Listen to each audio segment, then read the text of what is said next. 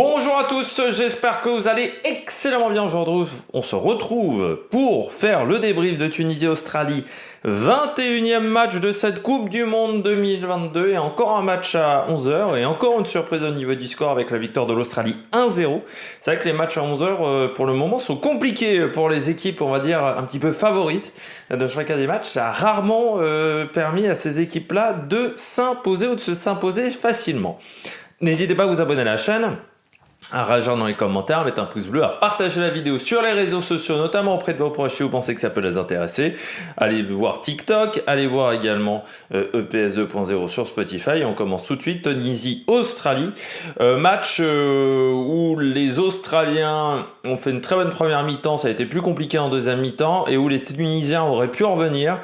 Mais ont quand même, je pense, vraiment pris le match par le mauvais bout et trop d'erreurs du côté de la Tunisie, ce qui ne permet pas de revenir tout simplement dans la rencontre à cause d'énormément d'erreurs pendant ce match. On commence tout de suite avec la Tunisie dans cette rencontre. Du côté de la Tunisie, moi ce que j'ai noté, c'est beaucoup d'engagement, mais beaucoup d'engagement qui n'étaient pas,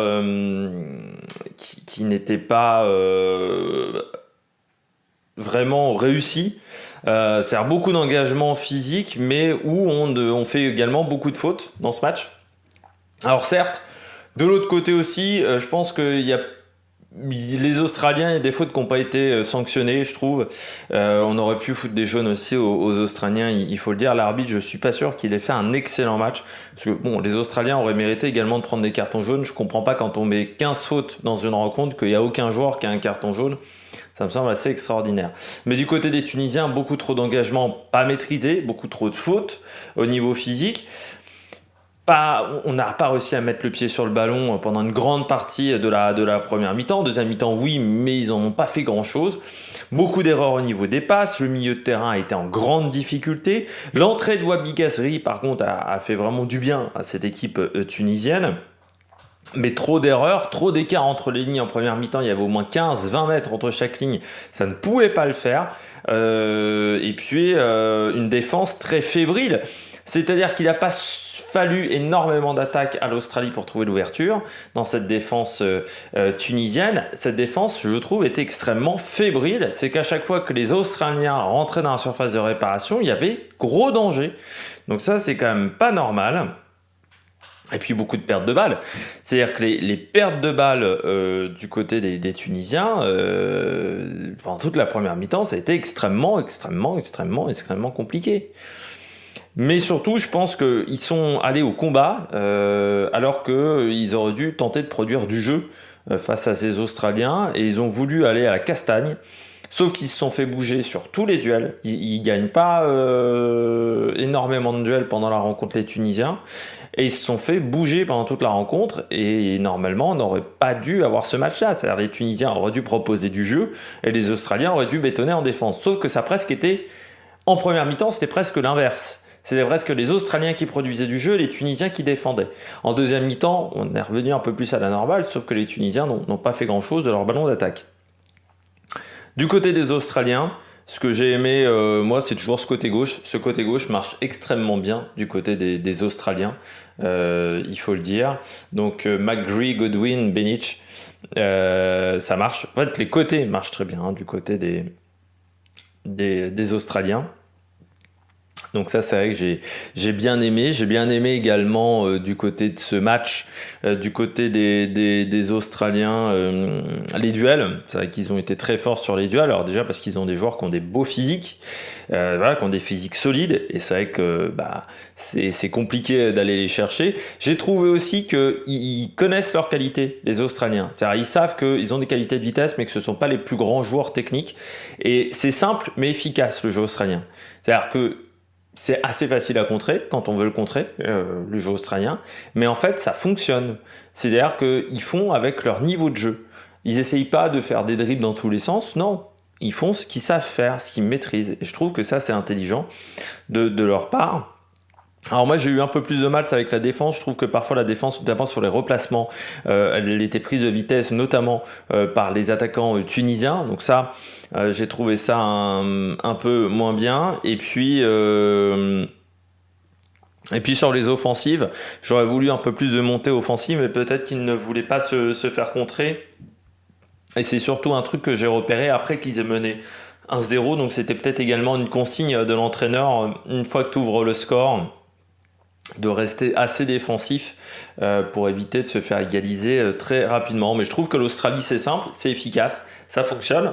Alors, c'est pas du grand football, hein, peut-être que ça va être compliqué face aux Danois en dernier match, mais ça joue.